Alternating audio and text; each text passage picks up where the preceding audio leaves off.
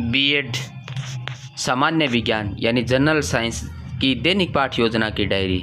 BEd में सामान्य विज्ञान जनरल साइंस टीचिंग सब्जेक्ट जिनके लगता है उनके लिए दैनिक पाठ योजना की डायरी मैं आपके सामने लेकर आया हूँ।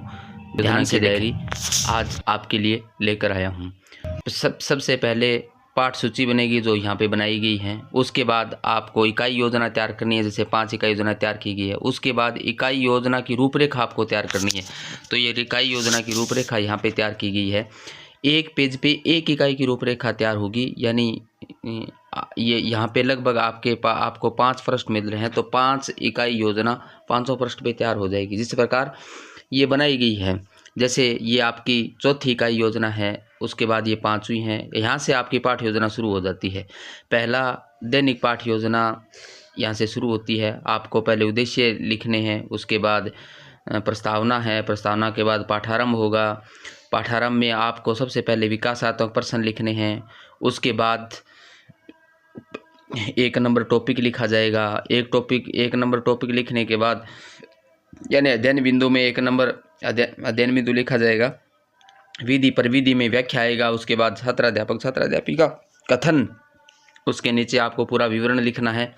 उसके बाद विवरण लिखने के बाद विद्यार्थी क्रिया में आपको लिखना है, विद्यार्थी ध्यानपूर्वक सुनेंगे। और आगे जो श्यामपट्ट सार वाला कॉलम है उसमें आपको श्यामपट्ट यानी ब्लैक चार्ट काट के आपको ये श्यामपट्ट सार लिखना है, जिस प्रकार यहाँ पे लगाया गया है उस पर इसी प्रकार आपको ब्लैक चार्ट काट के यहाँ पे चिपका के, और सिल्वर कलर का स्पार्कल पेन ही चलेगा, ये ध्यान रखें आप विशेष रूप से। तो इस पे आपको सिल्वर कलर का स्पार्कल पेन से आपको यहाँ पे श्यामपट्ट सारांश है वो आपको यहाँ पे लिख देना है। उसके बाद उस टॉपिक के बोध प्रश्न यानी जो पढ़ा है आपको उसी में से बोध प्रश्न अपने बच्चों से करने होते हैं, तो यहाँ बोध प्रश्न नीचे आप फिर वापस विधि पर विधि में प्रश्नोत्तर लिखोगे। उसके बाद आगे बोध प्रश्न लिखोगे, और उसके बाद जो पाठ आपने पढ़ाया है, जो टॉपिक पढ़ाया है उसी में से ही आपको 2-3 बोध प्रश्न कर लेने हैं और विद्यार्थी क्रिया में उनके आंसर लिख देना है, क्योंकि आपने पढ़ाया है तो विद्यार्थी उसका आंसर अवश्य देंगे। उसके बाद फिर सेकंड वाले टॉपिक के विकासात्मक प्रश्न लिखने हैं, और उसके बाद दूसरा टॉपिक लिखना है यानी अध्ययन बिंदु लिखना है। विधि पर विधि में व्याख्या लिखनी है। आगे छात्राध्यापक छात्राध्यापिका कथन लिखना है। उसके बाद नीचे उसका विवरण लिखना है। विद्यार्थी क्रिया में आपको विद्यार्थी ध्यानपूर्वक सुनेंगे लिखोगे, और श्यामपट्ट सार में आपको ब्लैक चार्ट काट के श्यामपट्ट सार आपको सारांश लिखना है। जैसे यहाँ पे ये श्यामपट्ट सारांश ये लगाया गया है और लिखा गया है, उसी प्रकार आपको भी लगाना है और यहाँ पे श्यामपट्ट सारांश लिखना है। उसके बाद दूसरे टॉपिक के बोध प्रश्न आपको नहीं, यानी हर एक टॉपिक को पढ़ाने के बाद बोध प्रश्न होंगे। ध्यान रखें, प्रत्येक टॉपिक के बाद बोध प्रश्न लिखे जाएंगे, तो दूसरे टॉपिक के भी आपको बोध प्रश्न लिखने हैं। आप विधि पर विधि में आप क्योंकि विधि पर विधि चेंज हो रही है, हमारी प्रश्नोत्तर आ जाएगी, तो या प्रश्नोत्तर लिखोगे, उसके बाद बोध प्रश्न लिखोगे। उसके बाद जो टॉपिक है उसी में से 2-3 बोध प्रश्न आप लिख दोगे, और विद्यार्थी क्रिया में उन प्रश्नों के आंसर लिख दोगे आप, क्योंकि आपने पढ़ाया तो बच्चे आंसर देंगे। उसके बाद तीसरे टॉपिक के विकासात्मक प्रश्न लिखने, विधि पर विधि में प्रश्नोत्तर लिखोगे। आगे विकासात्मक प्रश्न लिखोगे, नीचे 2-3 प्रश्न कर लोगे। तीसरा प्रश्न लास्ट मौन होता है, और मौन के साथ ही आपका तीसरा टॉपिक आ जाता है। तीसरा टॉपिक लिखोगे, रेखांकित करोगे, विधि पर विधि में व्याख्या लिखोगे, रेखांकित करोगे, और आगे फिर छात्राध्यापक छात्राध्यापिका कथन लिखोगे, उसको रेखांकित करोगे, और नीचे पूरा तीसरे टॉपिक का विवरण है वो आप डाल दोगे। उसके बाद विद्यार्थी क्रिया में विद्यार्थी ध्यानपूर्वक सुनेंगे लिखोगे, और श्यामपट्ट सार में आप श्यामपट्ट काट के यानी आपको यहाँ पे श्यामपट्ट चिपकाना है। जैसे ये लगाया गया है आपके सामने उसी प्रकार ये श्यामपट्ट आपको चिपकाना है। ये मैं पहले भी बता दिया, क्योंकि इस पर सिल्वर कलर का स्पार्कल पेन चलेगा, तो आप सिल्वर कलर स्पार्कल पेन यहाँ पे यूज़ करें। उसके बाद तीसरे वाले टॉपिक के फिर टॉपिक संपूर्ण होने के बाद फिर आपको बोध प्रश्न करना है, तो विधि पर विधि प्रश्नोत्तर आ जाएगा। उसके बाद क्या आ जाएगा, बोध प्रश्न आपको यहाँ पे लिखने हैं। बोध जो पढ़ाया है इसी में से 2-3 बोध प्रश्न कर लेंगे। विद्यार्थी क्रिया में उनके आंसर लिख देंगे, क्योंकि आपने पढ़ाया तो विद्यार्थी आंसर अवश्य देंगे।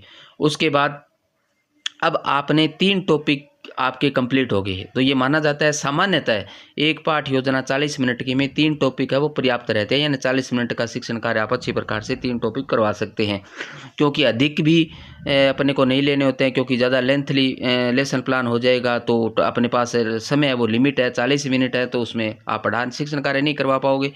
तो हमें ज़्यादा भी नहीं लेने हैं और इतने कम भी नहीं लेने हैं कि आपका टाइम शेष रह जाए, तो उसके बाद क्लास है वो खाली नहीं छोड़नी होती है।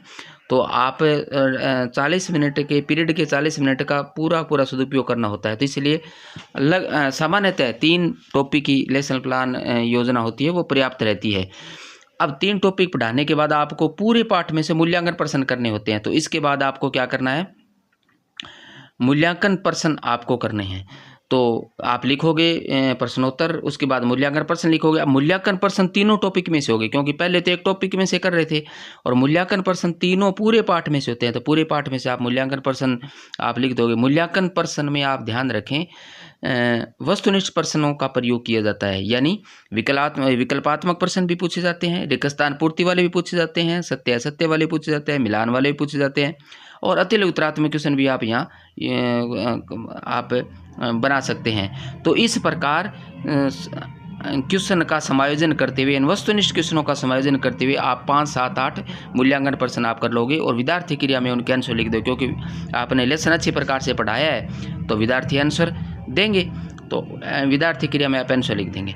मूल्यांकन प्रश्न होने के बाद लास्ट में आपको गृह कार्य लेना है, क्योंकि बच्चों में स्वाध्याय विकसित करने के लिए एक अध्यापक है वो बच्चों को गृह कार्य देता है। तो इसलिए आप गृह कार्य लिखोगे, उसके बाद उसमें 2 क्वेश्चन आप बच्चों को गृह कार्य के रूप में आप दे देंगे। बच्चों में स्वाध्याय विकसित करने के लिए गृह कार्य देना अति आवश्यक होता है। तो एक क्वेश्चन आप लघुत्तरात्मक लिख दो और एक निबंधात्मक क्वेश्चन लिख दो। 2 क्वेश्चन लिखने के बाद विद्यार्थी क्रिया में लिख दो कि विद्यार्थी अपनी नोटबुक में अवश्य करके लेके आएंगे। तो इसी के साथ गृह कार्य लिखने के साथ नीचे से कॉलम बंद कर दो। एक तरफ अपने दाईं तरफ लिख दो पर्यवेक्षक के हस्ताक्षर, और बाईं तरफ लिख दो पर्यवेक्षक टिप्पणी। इसी के साथ आपकी पाठ्य योजना है वो कंप्लीट हो जाएगी, जिस प्रकार यहाँ पे लिखा गया है। आशा है आपको डायरी से लाभ होगा।